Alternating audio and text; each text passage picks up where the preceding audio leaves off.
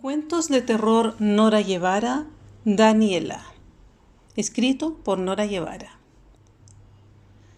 ¿Qué puedo decirles? La gente nunca me trató bien. Nunca fui comprendida ni por mis padres, ni por mis hermanos, parientes, compañeras o compañeros de curso, porque me consideraban diferente. Desde muy pequeña supe que en mí la gente notaba un algo indefinido que las molestaba, un algo que no era mi culpa. Incluso a las que se me cruzaban en la calle, esas personas daban la vuelta evadiéndome o cruzaban. Era algo muy extraño. No puedo asegurarles qué era, pero los otros lo veían en mí. Quiero que sepan que yo no pedí nacer, que no pedí molestar a los demás con mi sola existencia. Les puedo decir que mis padres nunca me trataron como una hija. Apenas se dieron cuenta de mi diferencia, me ubicaron en una bodega con piso de tierra en el fondo de la casa. Allí tenía un viejo colchón en el suelo y unas tablas en donde ordenaba mis útiles escolares. Un palo de escoba pegado con clavos en una pared donde colgaba mi uniforme. 2 tenidas de ropa usada que había heredado de alguien o había recogido de la basura, y un lavadero en que me aseaba y lavaba mi ropa.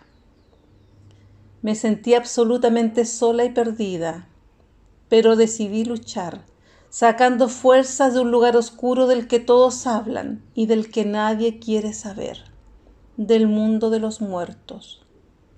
Esto ocurrió cuando, saliendo un día cualquiera de clases, me encontré en el basurero una tabla de Ouija, que seguramente algunas estudiantes botaron después de jugar con ella sin resultados, y esperando a que el pasillo estuviera vacío, la tomé, la envolví en mi chaleco y regresé a mi cuarto, en donde en completa soledad conjuré a los espíritus para que me ayudaran. Había escuchado a muchas compañeras en esos días hablar de la Ouija, debido a una película que estuvo de moda. Por eso apenas vi el tablero, supe lo que era y fui por ella. Lo primero que noté es que tras el tablero estaban escritas las reglas y se mencionaba un puntero, y sobresaltada me di cuenta que no lo había sacado del basurero, por lo que corrí de regreso a la escuela antes de que botara la basura para rescatarlo. Para mi suerte, el aseo y la recolección de la basura se hacía después de que se hubiera retirado todo el personal. Fui directamente al tarro de la basura y, sin empacho, en un acto de desesperación, comencé a sacar todo lo que había dentro del contenedor, tirándolo hacia todos lados para encontrar el puntero. Y cuando las encargadas del aseo me vieron, me llamaron la atención de inmediato, pero no les hice caso. Estaba desesperada. Escuché que fueron por la inspectora y me apresuré a buscar el puntero, por lo que di vuelta el tacho en el pasillo mientras los docentes salían de la sala de profesores a mirarme con asombro, cómo de rodillas revolvía la basura hasta que lo encontré. Y no faltó la profesora preocupada que me tomó por los hombros para tratar de ayudarme, pero simplemente la miré a los ojos y la asusté. La pobre mujer se alejó con unos ojos de terror que me sorprendieron. Justo en ese momento vi venir a la inspectora general y salí corriendo con el objeto en las manos, sin importarme que fueran a llamar a mis padres, puesto que tenía fe en que el artefacto era mágico y sería la clave para resolver todos mis problemas. Esperé impaciente a que anocheciera, y a eso de las 12 de la noche, como dice la tradición, encendí una vela que robé de la iglesia, puse los dedos suavemente sobre el puntero, me concentré lo mejor que pude y conjuré a los espíritus. ¿Hay alguien aquí conmigo?, pregunté. El silencio fue absoluto. Solo sentía el soplar del viento entre las rendijas de las tablas, hasta que el puntero repentinamente se movió a la posición del sí. Sin inmutarme, completamente ensimismada, pregunté en voz alta: ¿eres un espíritu malo El puntero indicó que no. ¿Eres un espíritu bueno? El puntero indicó que sí. Me llené de alegría. Un espíritu bueno me ayudaría a no sentirme sola y a solucionar mis problemas, a no tener miedo. Probablemente sería como un ángel en mi vida. ¿Eres un ángel de la guarda? No, contestó el puntero. Me llamo Carolina. ¿Cuál es tu nombre? Y el puntero deletreó: D-A-N-I-E-L-A.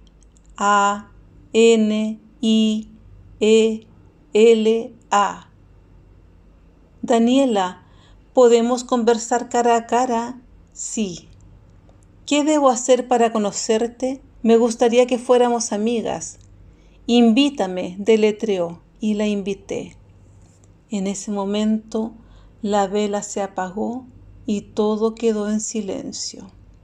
Me incliné, tomé el puntero cuyo ojo estaba trizado y revisé la habitación en penumbras y la vi. Hola, Carolina. A partir de ahora yo te cuidaré, me dijo, acercándose lentamente, como flotando, para acariciarme de manera maternal la mejilla, y ese solo gesto me estremeció. Nunca había sentido algo así, y completamente confiada, me acosté a dormir en el roído colchón con mi nueva amiga, y al otro día me levanté temprano. Nunca cerré la sesión de espiritismo. Entré a la cocina cuidando que no me vieran mis padres y, como era costumbre, saqué un trozo de pan y me fui al colegio, en donde la inspectora me fue a buscar durante la clase por lo ocurrido en el día anterior. En la entrevista traté de explicarle que me habían quitado mi libreta de comunicaciones y que la habían arrojado a la basura y que solo intentaba recuperarla. La inspectora me miró sorprendida, delatándose con sus gestos. No me creía, y aunque tenía conocimiento que mis compañeras y compañeros me molestaban, ya sea por mi forma particular de ser, por mi ropa vieja y sucia o por mis gestos, me dijo: Carolina, ¿tienes algo que decirme? No tengas miedo, puedo ayudarte. Y mientras me hablaba pensé: ¿en qué podría ayudarme ella? Ahora me lo ofrece. Nunca lo hizo cuando de verdad la necesité. ¿Acaso me adoptaría para que mis padres no me hicieran más daño? ¿Acaso haría una denuncia a los servicios sociales para que me sacaran de la casa y me llevaran a una institución pública en donde lo pasaría peor? No, le dije, no tengo nada que decir. Deme el castigo que usted considera adecuado y yo lo voy a aceptar. Ya le expliqué lo que me pasó y si no me lo cree, ya no es mi problema. Carolina, ¿no entiendes que todo lo que tú haces molesta a la gente y que por eso te desprecian y te tratan mal? La miré y di vuelta la cara. Me dejó salir de la oficina con una represalia y apenas estuve afuera la vi, a la muchacha que me había maltratado, y algo dentro de mí me impulsó a seguirla escaleras arriba. Y mientras la seguía, recordaba cuántas veces se rió en mi cara, cuántas veces se apartó de mi camino o la vi hablando mal de mí con las otras, cuántas veces me dijo que era una estúpida, o cuando me preguntaban algo en la sala se reía a carcajadas. Y apenas me di cuenta que nadie estaba cerca, esperé a que llegara a lo alto de la escalera y tiré de sus ropas. Nubia cayó de espaldas por las escaleras, fracturándose un brazo y las 2 piernas, además de algunas costillas, y mientras gritaba del dolor pidiendo ayuda, pasé por su lado y la miré a los ojos, sin decir una palabra. Ella estiró la mano para que la ayudara y se la pisé. Le di un empujón y le dije que aprendiera. Desde ahora, cada vez que me molestes, lo vas a pagar muy caro. Y pobre de ti si le dices a alguien lo que pasó, porque esto es solo una muestra de lo que puede pasarte. Y me alejé con una sonrisa malévola en la cara. Nubia Nunca dijo nada. De hecho, jamás volvió al colegio y su familia se mudó del vecindario sin hacer ninguna declaración. Ese día me sentí poderosa y me di cuenta que de mí dependía que me respetaran o no. Luego de todo esto, miré hacia el pasillo y vi a Daniela sonriéndome. Le devolví la sonrisa, le dije gracias, nos tomamos de la mano y seguimos caminando como si nada hubiera pasado.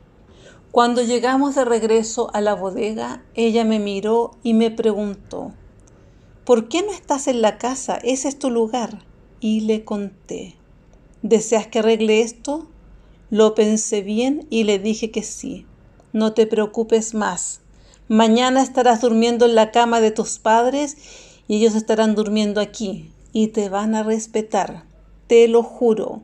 No podía creerlo, pero confié en Daniela y me dormí esperando con ansias los cambios que me había prometido, los que llegaron mucho antes de lo esperado.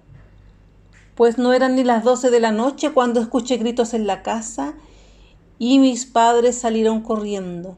Entraron a la bodega y me dijeron que la casa era completamente mía.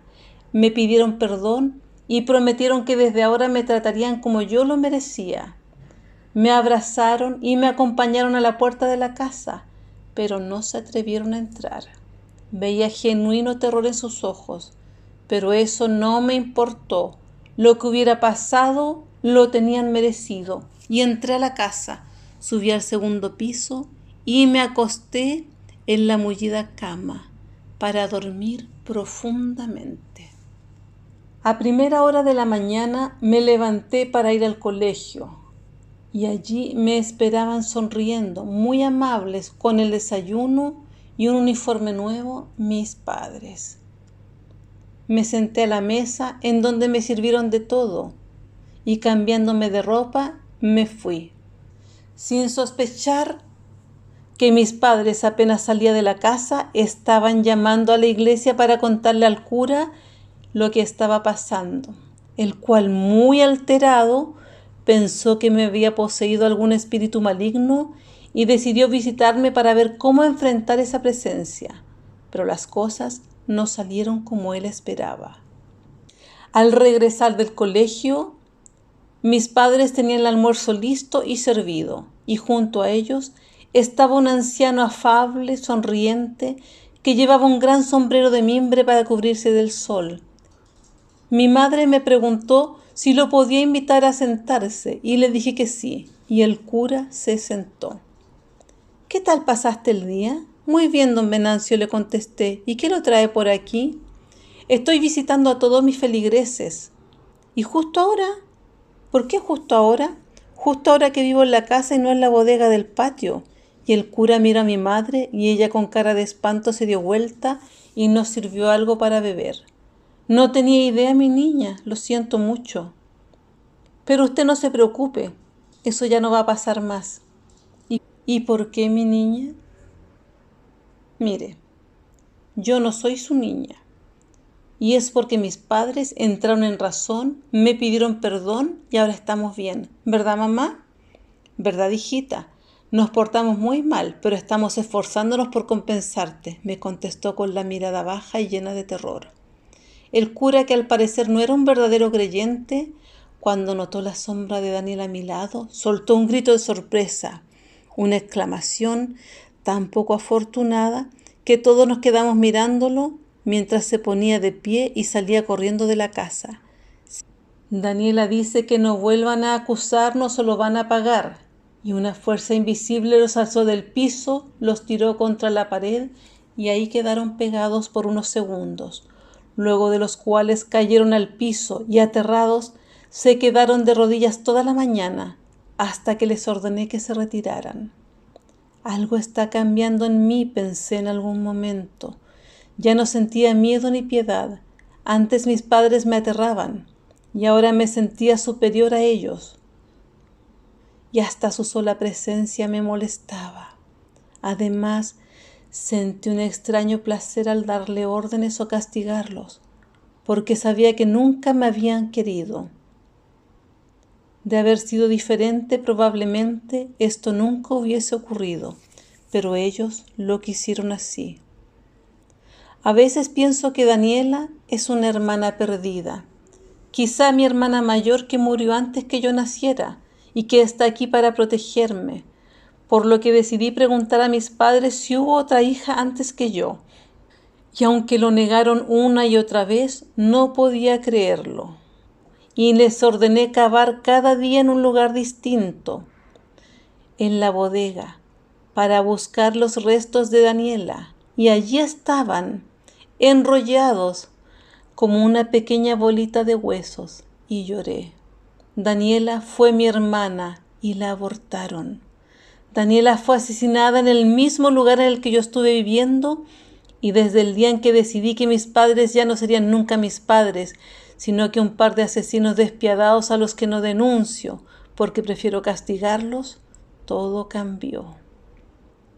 En sus conciencias mantendré vivo el recuerdo de mi hermana, hasta que se les quemen los cerebros y sus cuerpos no respondan, y cuando mueran, los enterraré en el mismo lugar en que estuvo Daniela, cuyos restos ahora reposan bajo los rosales del jardín. Los obligué a hacerle un altar en la bodega, en donde debían rezarle 3 veces al día pidiéndole perdón. Pero esto no calmaba a Daniela. Ella quería sangre, y noté que cada vez se ponía más violenta. Ya no iba siempre conmigo al colegio, a veces se quedaba en la casa con ellos. Y un día cuando llegué, encontré 2 hoyos cubiertos de tierra en la bodega, y nunca volví a ver a mis padres. No le pregunté a Daniela por ellos, simplemente preferí hacer vista gorda a la situación. En el colegio, cada persona que me había hecho daño comenzó a pagar sus culpas, una a una, en una secuencia de extrañas casualidades que a todos inquietaban, pero que nadie se atrevía a verbalizar. Sebastián perdió a sus padres. Dicen que en un ataque de locura los mató con sus propias manos y que cuando me interrogaron, así como a todos quienes le conocieron, le dije a la policía que no me extrañaba porque era violento y me acosaba y que me había golpeado en innumerables ocasiones. A Laura se le cayó el pelo y todos se burlaban de ella, hasta que descubrieron que tenía cáncer y falleció entre terribles dolores, cuyo origen los médicos nunca pudieron explicar. A Estefanía le dio un accidente cerebrovascular y quedó tetrapléjica. La fui a ver a su casa.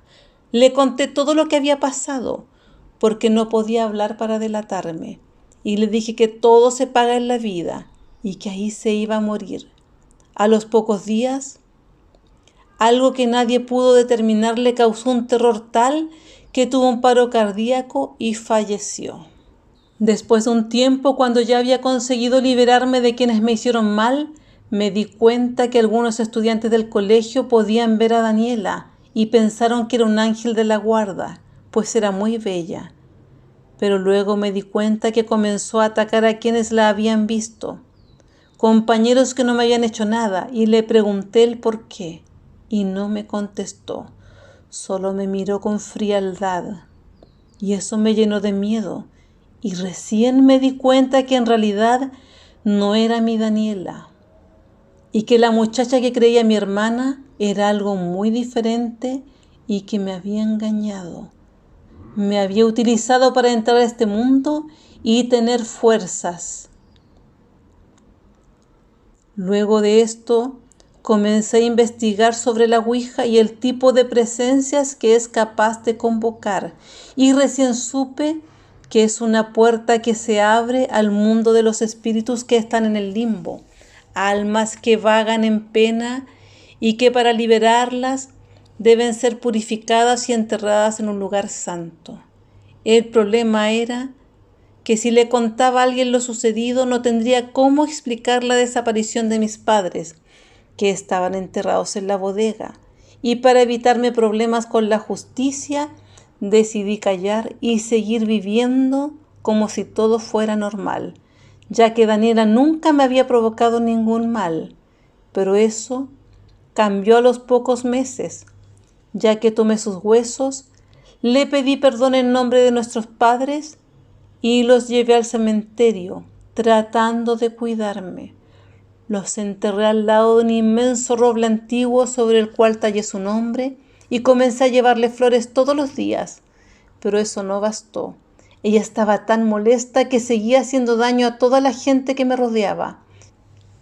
Ya no era mi sombra, sino que se estaba apoderando de mi cuerpo. Sentía la mente cada vez más embotada. Me costaba pensar y empecé a perder minutos y horas de mi vida, tiempo en que la gente se quejaba de cosas que había hecho de las cuales no guardaba recuerdo. Las personas aseguraban haberme visto en varias escenas de crímenes grotescos y brutales, como el de Joaquín, quien se cayó inexplicablemente en una pendiente pronunciada cuando iba de regreso a su casa en bicicleta. Nunca regresó al colegio ni volvió a subirse a un vehículo. Martina y su familia sufrieron un incendio inexplicable que en la mitad de la noche consumió completamente su casa. Y aunque ella contó a quien quiso escucharla que me vio a los pies de su cama convertida en una antorcha de fuego, nadie le creyó la disparatada historia. Martina dijo que trató de salir corriendo, pero que la puerta estaba trabada y saltó por la ventana, y a sus gritos acudieron sus padres y hermanos y se salvaron. Luego de las declaraciones dejaron el pueblo para nunca más volver. Me sentí aterrada. ¿Y si yo era Daniela? ¿Y si nunca me di cuenta que estaba muerta? Hace tiempo que nadie habla conmigo. Sepan que escucho a la gente comentar cosas acerca de mí como si yo no estuviera presente. Pareciera que no me ven, es más, ni siquiera me miran. Y cuando más conciencia tuve de esto fue cuando me encontré con un grupo de muchachas invocándome. Estaban agrupadas en un cuarto oscuro en una casa. Y decían, Daniela, Daniela. Y repentinamente me miraron con asombro. Y solo entonces tuve la certeza de que yo era Daniela, mi alter ego, que hace mucho que ya no estaba en este mundo y que los huesos que había encontrado eran los míos. Las chicas que jugaban con la ouija me preguntaron si podía perdonarlas y les dije que sí. Vi alivio en sus caras. Luego me preguntaron qué podían hacer para que mi alma descansara en paz y les hice deletrear en la ouija que había que enterrar mis restos en el cementerio y rezar por mi descanso para que me fuera al cielo. Pero Fátima dijo que eso era imposible porque me había convertido en un demonio. No podía creer lo que estaba escuchando y tomándola por el cuello para hacerla callar, la levanté y comencé a zamarrearla encima de las otras chicas que corrieron fuera del cuarto. Los padres acudieron a los gritos de las muchachas solo para verme como un monstruoso ser lleno de rencor que había surgido de la inocencia maltratada, y comprendiendo lo que pasaba se pusieron de rodillas y me pidieron piedad para su hija, ofreciendo sus vidas a cambio de la de ella, y la solté. La madre de Fátima, que sabía de espíritus y de pócimas mágicas, me dijo que podía ayudarme, y me invitó a recoger hierbas en los cerros cercanos mientras conversaba conmigo, como si conversara con una hija. Y me dijo, sé que todavía eres una niña, pero para poder salvar tu alma del infierno, debes arrepentirte, porque son tus rabias y tus rencores los que te mantienen pegada haciendo el mal, y mientras no aprendas a perdonar, no podrás descansar en paz. Pero ¿cómo los voy a perdonar si me hicieron tanto daño? No te preocupes, me dijo. El perdón no los hará libres a ellos, te hará libre a ti, porque es tu corazón el que te tiene atada y no te deja descansar. Perdona, deja atrás y podrás irte de este mundo. Temo irme al infierno, le dije, pero ella me prometió que eso no pasaría, porque un espíritu malvado me había poseído y que cuando genuinamente dejara de sentir rabia, ese espíritu se apartaría de mí y ella se encargaría de enviarlo al lugar de donde había venido.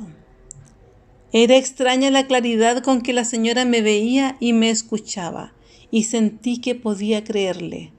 Le creía, necesitaba creerle, pero no pude perdonar, por lo cual la familia de Fátima se tuvo que ir del lugar y yo me quedé allí, penando, esperando a la familia perfecta, y al no hallarla, comencé a deambular por las otras casas sin darme cuenta mientras se esparcía la leyenda de una casa embrujada, en donde el fantasma más sangriento del que se haya tenido noticia se manifestaba sin pudor entre los vivos y aumentaba el número de los muertos en un pueblito a orillas de la cordillera de los Andes, un pueblito que con el tiempo quedó deshabitado y que muy de vez en cuando uno que otro turista amante del terror visita para divertirse.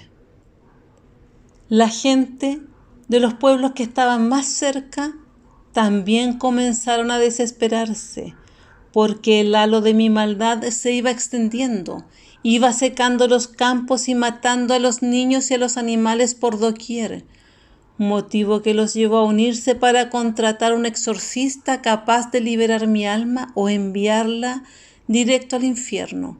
Y lo esperé, sentada en medio de la nada, mirando hacia las estrellas mientras la gente deambulaba por el pueblo, con un montón de perros desnutridos y solos, incapaces de abandonar los límites de una ciudad que lentamente se iba muriendo.